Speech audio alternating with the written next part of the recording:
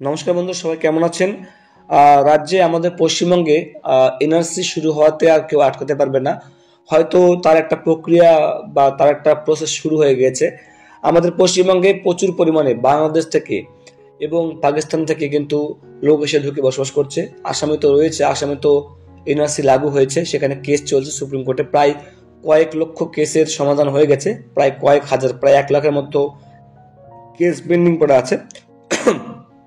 এবার দেখুন, পশ্চিমবঙ্গে যদি এনআরসি হয় আর এই 2023-এর 31শে ডিসেম্বরের মধ্যে যে সিএএ অর্থাৎ সিটিজেনশিপ অ্যামেন্ডমেন্ট অ্যাক্ট 2019-এর যে বিলটা পাস করা হয়েছিল, সেই বিলটা রাষ্ট্রপতি সাইন হয়ে গেছে 2019 সালের 13 ডিসেম্বর মাসের দিকে। এবং সেটা কিন্তু যে সাইন করার পরে একটা সরকার কিন্তু একটা যে নিয়মবিধি, সেই নিয়মবিধিটা এখনো চালু করে, অর্থাৎ কারা এই 5 বছর থাকলেই না 6 বছর থাকলেই তারা ভারতের বাসিন্দা হতে পারবে, কাদেরকে নাগরিকত্ব দেবে, এটা কিন্তু ঠিক মতো কিসের ভিত্তিতে দেবে, কোন সাল থেকে থাকলে সেই নাগরিকত্ব পাবে, এটা কিন্তু এখনো তৈরি করতে পারেনি এবং কোথাও কিন্তু লাগু হয়নি, কিন্তু আইনটা কিন্তু পাশ হয়ে আছে।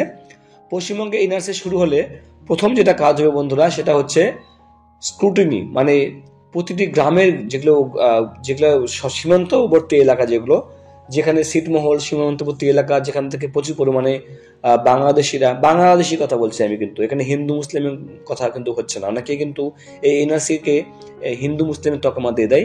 ভারতের আইনে কোথাও কিন্তু হিন্দু মুসলিমের কথা লেখা নেই, তবে সিএএ যেটা আছে সেটা কিন্তু হিন্দুদের বা খ্রিস্টানদের, শিখদের, এদেরকে সুরক্ষা দেওয়ার কিন্তু একটা আইন, সেটা এটাই মুসলিম এখানে বাদ যাবে। ঠিক আছে, শুধুমাত্র হিন্দুদেরকে অর্থাৎ অমুসলিম যারা আছেন তাদেরকেই সিএ আন্ডারে কিন্তু ভারতের বাসিন্দা দেওয়া হবে, কোনো মুসলিম হলে কিন্তু দেওয়া যাবে না। তাই এনআরসি ক্ষেত্রে কিন্তু এখানে কিন্তু মুসলিমদের ক্ষেত্রে কিন্তু কিছু লেখা নেই যে মুসলিমদের কে বের করে দেওয়া হবে, মুসলিমদেরকে তাদেরকে মানে এরকম কোনো কিছু ব্যাপার নেই। এখানে তো কোনো হিন্দুও যদি দেখা যায় সে বাংলাদেশ থেকে এসে বসবাস করছে এবং সে এত সালে পর থেকে এসে বসবাস করছে, তার আইনে কোনো অধিকার নেই, সে কোনো প্রমাণ নেই, কিছু নেই, সেক্ষেত্রে কিন্তু তার বিরুদ্ধে কিন্তু যে একটা দেশ থেকে বের করে দেওয়ার বা একটা তাকে নির্বাসিত করা কিন্তু একটা মামলা হবে। তো এর মধ্যে দেখুন অনুপ্রবেশকারীর সংখ্যা কতগুলি রয়েছে ভারতবর্ষে এবং কোনো নির্দিষ্ট রাজ্যে, তার সংখ্যাটা কত সেটা সুপ্রিম কোর্টে কিন্তু কেন্দ্র সরকার বলতে পারেনি। তার জন্য কিন্তু সে খবরটা প্রকাশিত হয়েছে। দেখুন, সুপ্রিম কোর্টে কেন্দ্র জানিয়েছে হলফনামা দিয়ে, যেখানে বলছে যে অনুপ্রবেশকারী কতজন রয়েছে ভিন্ন পার্শ্ববর্তী দেশ থেকে, তার সঠিক সংখ্যা জানানো সম্ভব নয়।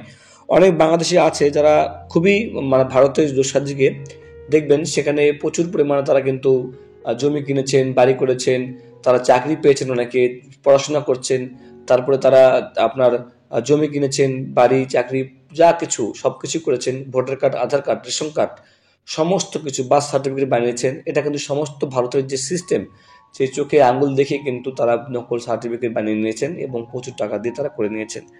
অর্থাৎ এটা কিন্তু ভারতের যে মানুষের যে অধিকার সেটা কিন্তু খণ্ডন করা হবে। আমি কিন্তু আবার বলছি, এখানে কোনো হিন্দু মুসলিমের কথা বলবেন না, শুধুমাত্র অভারতীয় যারা বাংলাদেশ থেকে বিশেষ করে যারা এসেছেন, যারা যারা ভারতে এসে যারা চাকরি করছেন, ব্যবসা করছেন, বাড়ি কিনছেন, জায়গা কিনছেন, এখানে মনে করেন যে আপনার এই পরিবারের, ভারত একটা পরিবার ধরুন, তাহলে ভারতের এই পরিবারে কেউ একটা বাইরে থেকে এসে কিন্তু তার এখানে জমি জায়গা খাওয়া দখল করছে, তাই না? তো এটা কিন্তু ঠিক না। তাছাড়াও আমার মনে হয় কেউ আসতে পারে, সেটা কোনো ব্যাপার না, কিন্তু তার জন্য নির্দিষ্ট একটা নিয়ম থাকবে। এইভাবে যদি এসে থাকে তাহলে সমস্যা হতে পারে। এবার আসামে যে কেসটা হয়েছিল, যে প্রচুর পরিমাণে লোক কেস করে দিয়েছে, কেসে মামলা হয়েছে এবং প্রায় কয়েক হাজারের মতো মানুষকে কিন্তু আসাম থেকে অর্থাৎ ভারতবর্ষ থেকে বের করে দেওয়া হয়েছে, যেটা এখানে কিন্তু রিপোর্ট দেওয়া রয়েছে। আমি একটু আপনাকে দেখে দিই।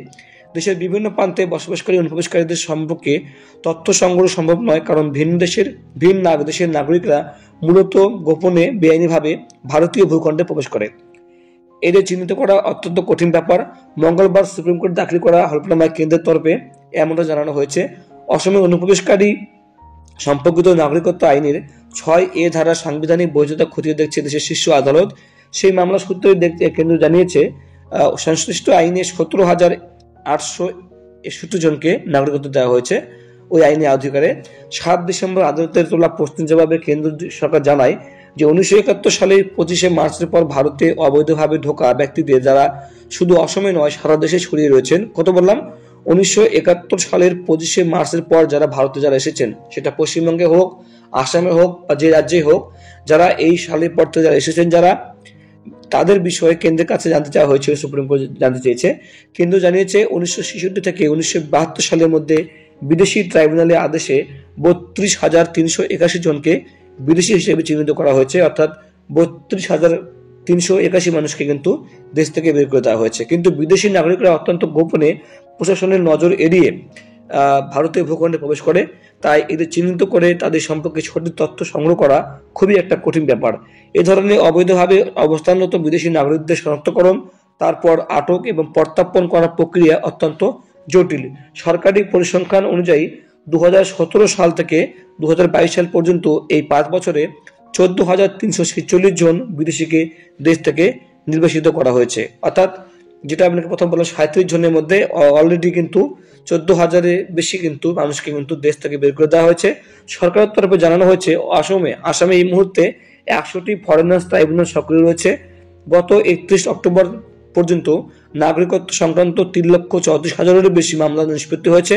এখনো বিচারাধীন রয়েছে প্রায় 97,000, মানে 1 লক্ষের মতো কিন্তু এখনো আইন রয়েছে। যাই হোক বন্ধুরা, আমাদের পশ্চিমবঙ্গে শুরু হলে আপনাদের কি কি প্রয়োজন ডকুমেন্ট, 2024 সালে কি হতে পারে এবং 2013 সালের মধ্যে সিএ লাগু হচ্ছে কি না হচ্ছে, একটা তো সম্ভাবনা তো রয়েছেই। তো 2023 সালে কি লোকসভার পরে বা লোকসভার আগে এনআরসি নিয়ে কোনো কথা হয় কিনা, বা এনআরসির জন্য আপনার সেট কি ডকুমেন্ট লাগবে, সেটা আপনাকে আমি পরবর্তী ভিডিও জানিয়ে দেবো। সঙ্গে থাকবেন। অসংখ্য ধন্যবাদ।